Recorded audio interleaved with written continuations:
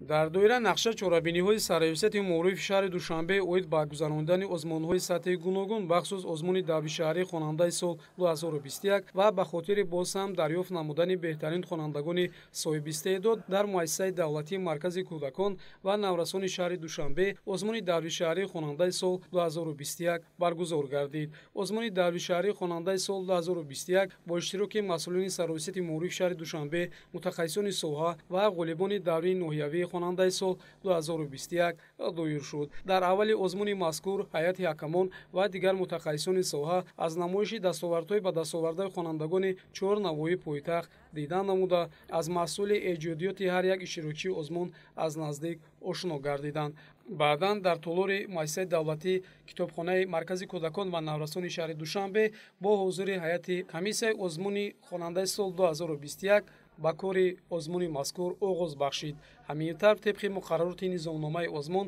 ба ҳар як иштирокчии озмун хонандаи сол 2021 дар ҳаҷми 5 дақиқа вақт ҷудо карда шуд, ки то тавонанд дастовардҳои худро тавассути навор ва акс ба ҳайати ҳакамон тавассути тахтаҳои электронӣ муаррифӣ намуданд. дар озмуни давлишаҳрии хонандаи сол 2021 хонандаи синфи даи муассисаи таҳсилоти миёнаи умумии рақами 5 ноҳияи Фирдавсӣ Иброҳим Дилшодов, хонандаи синфи даи литсеи интернати президентӣ барои хонандагони болоихати ҷумҳурии Тоҷикистон Назарбахт Фирӯзова, хонандаи синфи даи муассисаи таҳсилоти миёнаи умумии рақами 53 ноҳияи Исмоилӣ Сомонӣ Нигинаи Файзмуҳаммад ва хонандаи синфи даи гимназияи ба номи Тоҷикистон дар ноҳияи Шоҳмансури шаҳри Душанбе Марьям Ҷаҳонова ширкат варзида, аз рӯи суолу ҷавоб дониш ва маҳорати худро санҷиданд. аз ҷониби комиссияи босалоҳияти озмуни давлишаҳрии хонандаи сол 2021 суолҳои гуногун аз фанҳои гуманитарӣ ба монанди фани химия, биология, математика, физика